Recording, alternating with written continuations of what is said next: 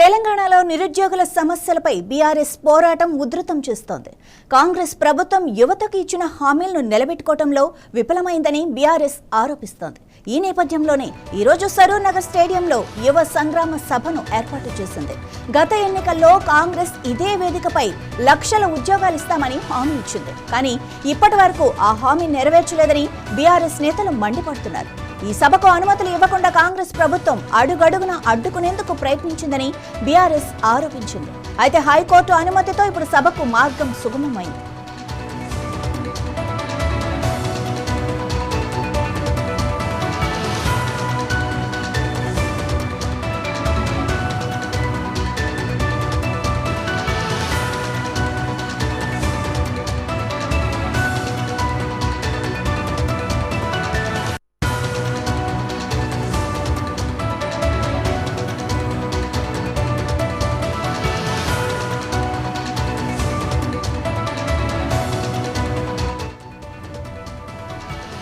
నిరుద్యోగుల గొంతుక వినిపించేందుకు BRS Saroor Nagar indoor స్టేడియంలో యువ సంగ్రామ సభను ఏర్పాటు చేసింది. సీఎం రేవంత్ రెడ్డి ప్రభుత్వం అధికారంలోకి వచ్చి 2 ఏళ్లు అవుతున్నా యువతకు ఉద్యోగాలు ఇవ్వలేదని బీఆర్ఎస్ ఆరోపిస్తోంది.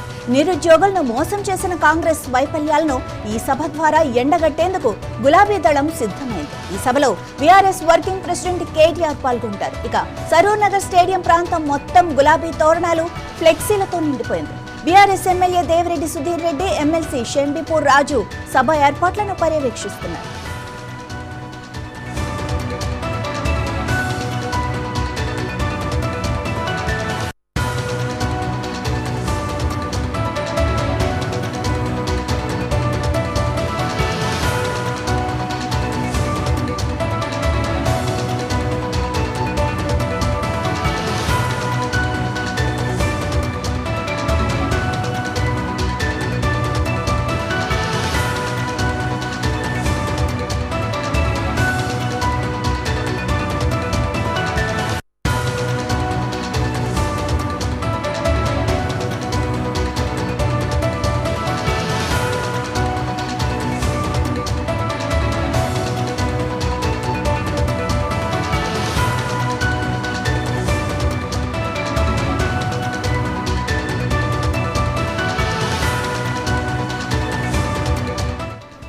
సభకు వచ్చే యువత, విద్యార్థులకు ఎలాంటి ఇబ్బందులు లేకుండా వాటర్ ప్రూఫ్ టెంట్లు, పార్కింగ్ సౌకర్యం, మొబైల్ టాయిలెట్లు ఏర్పాటు చేశారు. సీసీ కెమెరాలతో నిఘా కూడా ఏర్పాటు చేశారు. దిల్సుఖ్ నగర్ నుండి ఎల్బీ నగర్ వరకు జాతీయ రహదారిపై కూడా ఫ్లెక్సీలు ఏర్పాటు చేశారు. సభకు అనుమతులు ఇవ్వకుండా కాంగ్రెస్ ప్రభుత్వం, పోలీసులు అడుగడుగున అడ్డుకునేందుకు ప్రయత్నించారని బీఆర్ఎస్ నాయకులు ఆరోపిస్తున్నారు. పార్కింగ్, ట్రాఫిక్, టాయిలెట్లు, సీసీ కెమెరాలు వంటి అనేక కొర్రీలు పెట్టి అనుమతులు ఇవ్వకుండా ఇబ్బందులు పెట్టారని BRS MLA Devireddy Sudheer Reddy, MLC Shambipur Raju అన్నారు. అయితే బీఆర్ఎస్ నాయకులు హైకోర్టును ఆశ్రయించగా సభ నిర్వహణకు అనుమతి లభించింది. నిరుద్యోగుల శాంతియుత పోరాటాలకు కూడా ప్రభుత్వం అడ్డు తగులుతోందని వారు విమర్శించారు.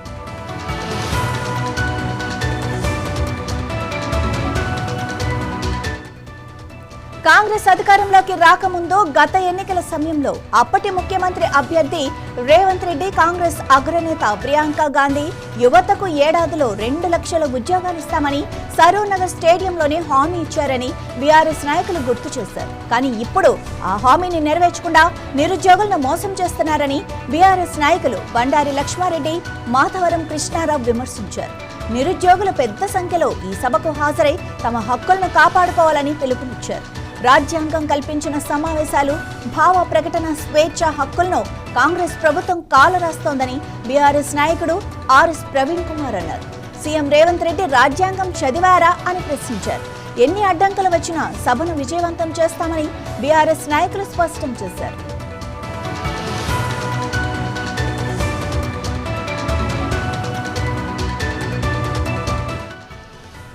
ఇదే విషయానికి సంబంధించి మరింత సమాచారం మా బ్యూరో చీఫ్ రాజ్ కుమార్ అందిస్తారు. రాజ్ కుమార్, మరి మీ దగ్గర ఉన్న అప్డేట్స్ ఏంటి? Madhavi, good morning. BRS party, ప్రధాన ప్రతిపక్షమైన బీఆర్ఎస్ పార్టీ కాంగ్రెస్ ప్రభుత్వంపై మూకుమ్మడి ప్రజా పోరాటాలకు సిద్ధమైంది. ఇటీవల మనం చూసాం రైతులతో, అదేవిధంగా రైతుల పోరాటం, కాళేశ్వరంపై పోరాటం, తదితర పోరాటాలతో పాటు మళ్ళీ ఒక కొత్త డిమాండ్ ను తెర మీద తీసుకొచ్చింది. అదే యువ సంగ్రామ సదస్సు నిరుద్యోగ సభ ఈ రోజు హైదరాబాద్ లోని సరూర్ నగర్ ఇండోర్ స్టేడియంలో ఈ రోజు వాళ్ళు భారీ ఎత్తున ఏర్పాటు చేశారు. ఇది వచ్చేసి ఇప్పుడున్న కాంగ్రెస్ ప్రభుత్వము ఎన్నికల వాగ్దానంలో భాగంగా యూత్ డిక్లరేషన్ పేరుతో సరూర్ నగర్ లో ఇదే ఏదైతే ఇండోర్ స్టేడియం ఉందో అక్కడే ప్రియాంక గాంధీ ఆధ్వర్యంలో ఒక హామీ ఇచ్చారు. నిరుద్యోగులందరికీ కూడా ప్రభుత్వ ఉద్యోగాలు కల్పిస్తామని ఒక హామీ ఇవ్వడం జరిగింది. దీన్నే యూత్ డిక్లరేషన్ అని ఒక పేరు పెట్టారు. అయితే ఈ రోజు కాంగ్రెస్ ప్రభుత్వం అధికారంలోకి వచ్చింది, 2.5 సంవత్సరాలు అయింది. అయినప్పటికీ ఇంతవరకు ఉద్యోగాలు లేవు. కాంగ్రెస్ వైఫల్యాలపై నిరసనకు ఈరోజు ఈ యొక్క బీఆర్ఎస్ ఒక పెద్ద సభను ఏర్పాటు చేస్తుంది. దానికి సంబంధించి గడిచిన దాదాపు నెల రోజుల నుంచి బీఆర్ఎస్ పార్టీ కేటీఆర్ ఆధ్వర్యంలో దీనికి ఏర్పాట్లు అయితే చేస్తున్నారు ఈ యువ సంగ్రామ సదస్సుకు.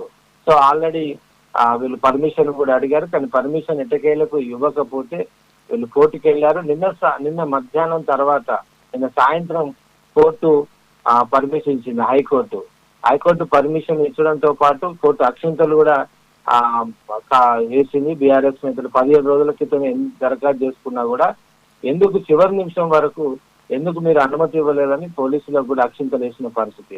సో ఎట్టకేళ్ళకి హైకోర్టు పర్మిషన్ ఇవ్వడంతో ఊపిరి పీల్చుకున్న బీఆర్ఎస్ నేతలు ఈ రోజు 10 గంటలకు ఈ యొక్క సభ పెట్టడానికి ప్లాన్ చేస్తున్నారు. దాదాపు వేలాది మంది 20 నుంచి 50,000 మంది నిరుద్యోగులను ఆ యొక్క సభకు ఈ రోజు జరగబోయే సభకు తీసుకోవడానికి ప్లాన్ చేస్తున్నారు. దీంతో ఇది పెద్ద సభ కావడంతో నిరుద్యోగ సభ కావడంతో బీఆర్ఎస్ కూడా చాలా పెద్ద ప్లాన్ చేస్తుందో పోలీసులు అందరూ కూడా ఎలాంటి అవాంతరాలు జరగకుండా ట్రాఫిక్ సంబంధించి, ఎందుకంటే ఇది నేషనల్ హైవే ఉంటుంది కాబట్టి పక్కనే ఉంటుంది, కానీ చాలా రద్దీగా ఉంటుంది ఈ రోడ్డు హైవే. కాబట్టి ట్రాఫిక్ ప్రాబ్లం రాకుండా పోలీసులు ఏర్పాటు చేస్తున్నారు, లా అండ్ ఆర్డర్ ప్రాబ్లమ్స్ రాకుండా చేస్తున్నారు. అదేవిధంగా అన్ని ఏర్పాట్లు, ఎందుకంటే ఇది బీఆర్ఎస్ ప్రతిపక్షంలో ఉంది కాబట్టి కాంగ్రెస్ పార్టీపై ప్రభుత్వంపై ముఖ్యంగా రకరకాల పోరాటాలు చేస్తుంది. ప్రజా సమస్యలు పోలీసులు అలర్ట్ అయ్యారు, ప్రభుత్వం నుంచి కూడా అలర్ట్ అయ్యారు. అన్ని ఏర్పాట్లు ఒకవైపు బీఆర్ఎస్ చేసుకుంటుంది, మరొక వైపు గవర్నమెంట్ నుంచి పోలీసులు కూడా ఈ ఏర్పాటు చేస్తున్నారు. కేటీఆర్ ఆధ్వర్యంలో ఈ యొక్క మీటింగ్ జరుగుతుంది. మాజీ మంత్రులు, అదేవిధంగా ఎమ్మెల్యేలు, ప్రస్తుత ఎమ్మెల్యేలు, మాజీ ఎమ్మెల్యేలు అందరూ కూడా ఈ యొక్క సభకు హాజరవుతారు. వాళ్ళ నిరుద్యోగులను ఉద్దేశించి మాట్లాడుతూ కాంగ్రెస్ ప్రభుత్వాన్ని ఎండగట్టడమే ఈ రోజు ఈ సభ యొక్క ప్రధాన ఎజెండా. రైట్ రాజ్ కుమార్, అంటే బీఆర్ఎస్ హయాంలో అలాగే మన కాంగ్రెస్కి అనుమతులు ఇవ్వకపోవటం, కాంగ్రెస్ హయాంలో బీఆర్ఎస్కి అనుమతులు ఇవ్వకపోవటం, ఇవన్నీ ఎప్పుడు మనం చూసేవే. ఎందుకు ఇలా అడ్డుకుంటారు అంటే హైకోర్టుకి వెళ్ళి తెచ్చుకునేదాకా ఎందుకు తెచ్చుకోవటం? అంటే ఇదంతా ప్రజలకి ఏం మెసేజ్ ఇస్తున్నారు? అసలు ఇదంతా పొలిటికల్ డ్రామానే అని ప్రజలు కూడా తెలుసు కదా. రైట్, వాస్తవం ఖచ్చితంగా. ఇది మనం ఏ పార్టీ అధికారంలో ఇదే సమస్య. బీఆర్ఎస్ 10 ఏళ్ళ అధికారం ఉన్నప్పుడు కూడా కాంగ్రెస్ ఏదన్నా ఇలాంటి నిరుద్యోగం కావచ్చు, రైతుల మీటింగ్స్ కావచ్చు, ఏదన్నా మీటింగ్స్ పెడదాం ఇది ఇప్పుడు కాంగ్రెస్ పార్టీ కాంగ్రెస్ ప్రభుత్వం వాళ్ళు విమర్శలు చేసేది అదే. ఇందిరా పార్క్ ని ఎత్తేసారు. అక్కడ ఇందిరా పార్క్ దగ్గర చాలా దశాబ్దాల నుంచి ధర్నాలు చేస్తూ ఉంటారు శాంతియుతంగా. కానీ ఆ బీఆర్ఎస్ అధికారంలోకి వచ్చిన తర్వాత ఇందిరా పార్క్ ని మీరు ఎత్తేసారు కదా, మమ్మలను మా గురించి మా మీద విమర్శలు చేసే నైతిక హక్కు బీఆర్ఎస్ లేదని కాంగ్రెస్ ఆరోపిస్తుంటుంది. సో బీఆర్ఎస్ ఏమో కాంగ్రెస్ మీద, కాంగ్రెస్ ఏమో బీఆర్ఎస్ మీద, అంటే ఎవరు గవర్నమెంట్ ఉన్నా కూడా ఇలాంటి మీటింగ్స్, ఈ నిరుద్యోగ సమస్యలు కావచ్చు, వాటి మీద కావచ్చు, రైతుల సమస్యలు కావచ్చు, ఏదైనా ర్యాలీ చేద్దామన్నా, రాస్తారోకలు, ధర్నాలు చేద్దామన్నా కూడా జనరల్ గా పర్మిషన్ ఇవ్వరు. దీన్ని లా అండ్ ఆర్డర్ కు ముడి పెడతా ఉంటారు. సో అది వాస్తవమే. ఒక్కొక్కసారి లా అండ్ ఆర్డర్ సమస్య కూడా వస్తుంది. ఎందుకంటే ఎక్కువ మంది పాల్గొన్నప్పుడు ఏమవుతుందంటే కొంతమంది అందులో ఉన్న రెచ్చగొట్టే వ్యక్తులు ఉంటారు. తర్వాత రాళ్ళు రువ్వడము, లేదంటే ఆస్తులను ధ్వంసం చేయడము. ఏమవుతుందంటే కొంతమంది నిరసనకారులు అత్యుత్సాహంతో కొన్ని సమస్యలు తీసుకొచ్చే అవకాశాలు కూడా ఉంటాయి. సో ఎక్కువగా పొలిటికల్ కారణం ఉన్నప్పటికీ అందులో ఒక 20-30% లా అండ్ ఆర్డర్ ఇష్యూ కూడా ఉంటుంది. సామరస్యంగా చేస్తే పర్వాలేదు, కానీ ఆస్తులను ధ్వంసం చేయడము ఇలాంటివి కూడా కొన్ని మనం గతంలో చూసాం. భారత్ బంద్ లాంటి, లేకపోతే ఈ బంద్ లాంటి బస్సులను తలగబెట్టడం ఇలాంటివి చేస్తుంటారు కొంచెం అత్యుత్సాహ వ్యక్తులు. అందుకనే ఏ పార్టీ అధికారంలో ఉన్నా పోలీసులు ఇది శాంతి భద్రతల సమస్య వస్తుంది కాబట్టి చివరి నిమిషం వరకు పర్మిట్ ఇవ్వరు.